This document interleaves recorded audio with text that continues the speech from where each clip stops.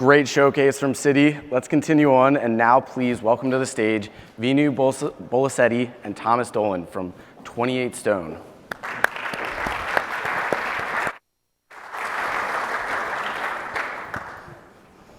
Hello, everyone.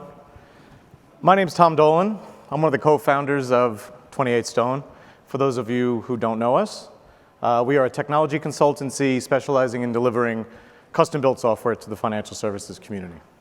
And today we're going to be demoing our Cue AI application, which is a generative AI-powered market maker, market color creation platform.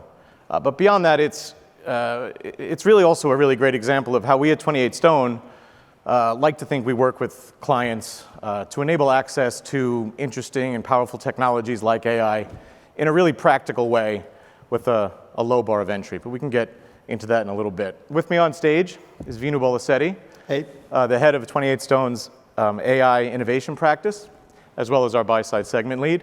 And somewhere in the back, our man in the chair is Lowell Kaplan, our global head of delivery. There he is. And if anything goes wrong with the demo, it's Lowell's fault. It's not us. Right, so I know we're on the clock, and we want to get to the demo ASAP, but I did want to sort of give some functional context to the use case we're going to be looking at today. So can we get the slides? Oh, there they are. Right, so one of the most important things a market maker does on a daily basis is draft pricing runs for the securities they cover and craft market color for dissemination out to their trader clients.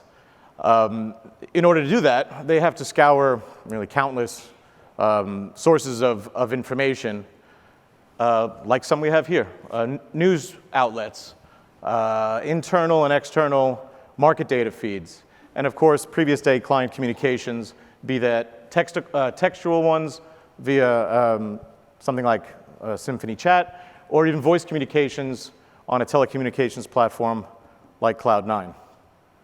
You can go to the next slide. Because this is a human process currently, it is inherently very time-consuming to do. It is error-prone, and it's something less than comprehensive. Next.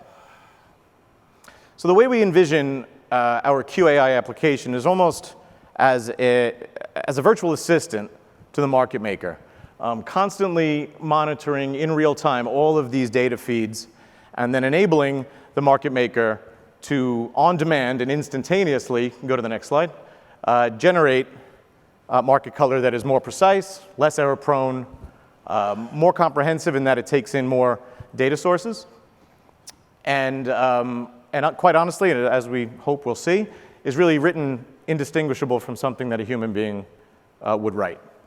So with that, I'll hand over to Venu, and he will show us the demo. Yep. Thanks, Tom. So yeah, as Tom's saying, to just set up the stage a little bit, I'm going to play the role of a corporate bond market maker covering banks and financial services companies. And for just to set the stage again, we're going to use March 13, 2023 as the day to kind of like role play the day. And for those that might remember that day, that was the day that Silicon Valley Bank and Signature Bank went under. So as you might imagine, if you're one of those market makers, coming in that morning, there's a lot happening, right? So as you can see here, there's a notification that tells me that market color for the start of day has been generated. And you'll see all of this is sort of like taking in news that has happened overnight from Friday to Monday morning before the markets have kicked off. And it's already created a market color for me. A lot of the color in this, a lot of this is surrounding what's happening with Silicon Valley Bank and Signature Bank. And to the left of that, you see the pricing run. And the pricing run is as of Friday night. And again, when everybody went to sleep on Friday night, and when I guess you woke up on Saturday, but if you didn't and you woke up on Monday morning, you found out that Signature Bank New York went under, and obviously my bonds that I priced at 90 and 80 are no longer going to sit there, right? So I'm making my change before I send that message over to all my clients over Symphony. And again, you can see that it's not just talking about the bond market, it's also talking about the bank stocks and like the futures data that's taken. And it's also talking about some macro issues like what the Fed might do because there's an FOMC meeting that's coming up. All of this is generated using news sources from the weekend. And so I'm pretty happy with this message, but again, we see if you could make any changes that you want to this message here. But let's go ahead. I'm going to go ahead and hit send button, and you'll see again we're using like many of the demos today. We're using ECP with Symphony, and with one click we're able to send the pricing run along with the market color message that's been generated. So we can hit send. All right. So as a market maker for this demo, we're going to show you 3 different market color messages that are generated. So start of day, intraday, and end of day. So we got to wait 5 hours, right, for the intraday. No? OK. I'll fast forward us a little bit. So we have a demo control here. So when I hit intraday, you'll see a bunch of things happening. You'll see the trade blotter start to tick up where you'll see trades happening here. You'll see there's a bunch of chat conversations happening with my clients. One thing you don't hear right now is in the background, we also have some audio recordings that we've used Cloud9 to download. And just like the Cloud9 team demo today, we're sending all of that Cloud9 audio data to Google Speech API to have it transcribed. And so the chat conversations, the trades data, the updated pricing run, of course, I'm updating prices as the day goes on, as I see more trades, and news sources as well. All of that information is being taken and sent to our AI agent to generate the market color. Now, we're truly sending all of this to OpenAI for it to generate the market color. So it's going to take some time for the notification to pop up. So maybe the hot mic can come on again. No. But OK, so while that's happening, I can talk a little bit about how we did it. Oh, there it is. So let's pull that up. So what we did is we sent all of this data, but we also gave the OpenAI assistant a bunch of rules on what types of things are relevant to my clients. And then we also gave it certain sample messages that convey different scenarios so that it's confined to the trading lingo. So for instance, you can see pronounced sell-side movement from fast money players. Again, fast money and real money participants. If you look at our trading sheet here, we have counterparties, but we don't really tell what's a fast money and real money. But in the background, we give it the mapping of like what a real money client is and what a fast money client is. And then you'll also see prices across the board retreated.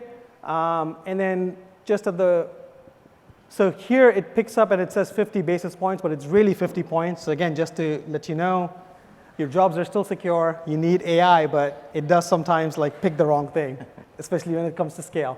And then the other interesting thing is that sometimes it also picks up that while most bonds were sort of like, while this was like a predominantly sell-off day, certain bonds like JPMC and Wells Fargo were a little bit more stable compared to the rest of it. Again, it also sort of aggregates the news and the conversations that are happening, and it picks up that there's certain nervousness or certain uncertainty around the Fed policy that's going to come up. So again, I'm generally OK with this message. So I'm happy to send this as well. And so it's the same exact process. We'll hit send. It'll show me a little pop-up. And again, now my updated pricing run, along with the market color, is all sent to the clients. All right, I have one last message generation for you. So it's the end of day. For the end of day, it's more or less the same process. More information is sent to the assistant in the back end, but it's the same data sources. The one difference is that for the end of day market color, we actually gave it a bunch of different rules to consider. Lowell in the back was a market maker, and he said there are certain rules where you only use volume trends at the end of the day, but not in the middle of the day. I don't understand why, but sure, that's a rule we can take forward, right? So you'll see the market color that's generated has a little bit more of rule, a little bit more information around that. But I think as far as the demo is concerned, we can kind of stop here and let it run in the background, and we'll pull that up when it comes up. Well, thank you very much, Venu. So I just wanted to make something clear while this is finishing up about 28Stone. We are not a product company. We're a services provider and an innovation partner, we'd like to believe, to our clients. And one of the reasons we really love this use case, as I mentioned earlier, it's really emblematic of how we like to work with our clients and help them get access to really transformative technologies like generative AI, but in a practical way that really helps complement their existing workflows rather than disrupt them. And again, lowering the bar of entry and the cost and the time to market for some of these powerful applications. It's also a really extensible use case in our mind. Though it's obviously been built for a market maker, it really plays well with any person who is, any human being forced to deal with large amounts of unstructured data, be that a market maker, a portfolio manager, trader, or something we are intimately familiar with, and the work we've done in our career with voice brokers. So listen, if any of this is resonating with anyone out there, feel free to grab us at the drinks or reach out to us, 28stone.com, and we'll be happy to chat more. Thank you very much.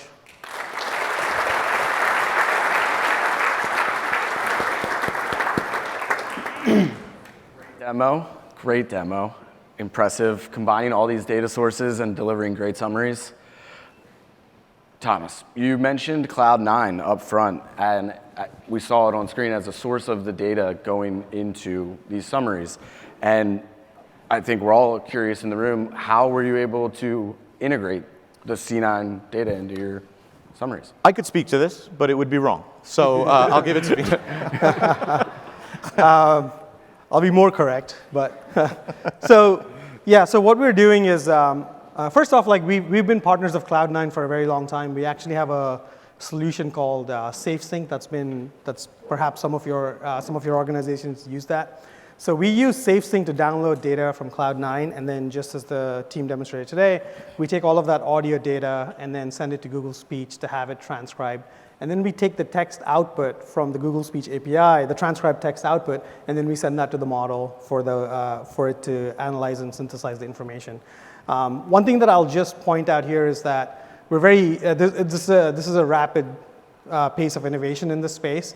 When we started building out the solution, OpenAI was by far sort of the head of the curve in terms of the tools. The rest of them have evolved and come further along. Google Gemini and their multi-model solution would be incredible to send audio data along with text data, image data, and have it all sort of synthesize that and analyze and produce messages. But that's in the future. But for now, that's how we're doing using Cloud9 in the background. Yeah, great. Thank you for that color. I think this one's for you, Thomas. We'll see. You mentioned there at the end that 28Stone is not a product company. No. For potential clients out there, who are interested in what they saw and some of the capabilities you showcased, what exactly can you offer them, and how should they engage? Right, yep, thanks for that. We're not a product company. We're not going to market with this application. If anybody out there wants to buy it, we'll most certainly figure something out, but that's not our model. Like I said earlier, we are an innovation partner to our clients.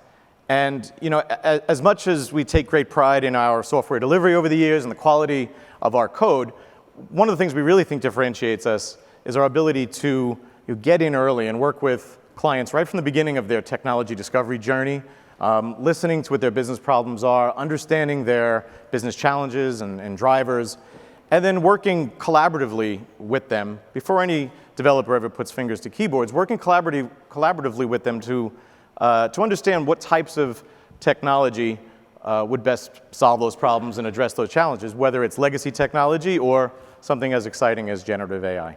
So again, if this is resonating with anyone, I'll be at the drinks, probably sooner than anybody. But feel free to grab us, and we'd love to chat. Thank you. One last one. I've got one more question for the team.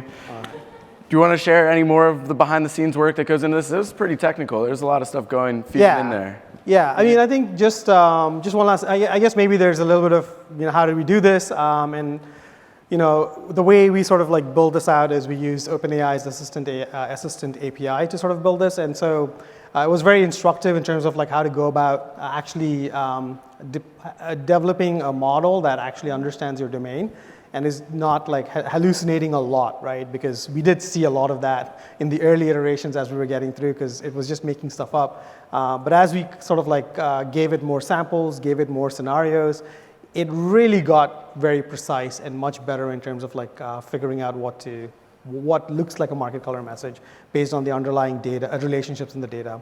So we're very excited about that, and we're very excited about all the leaps that AI is making, I suppose. And we're excited in general about what we can bring to market with our clients. Very excited. Awesome. And I too will be at the drinks. So.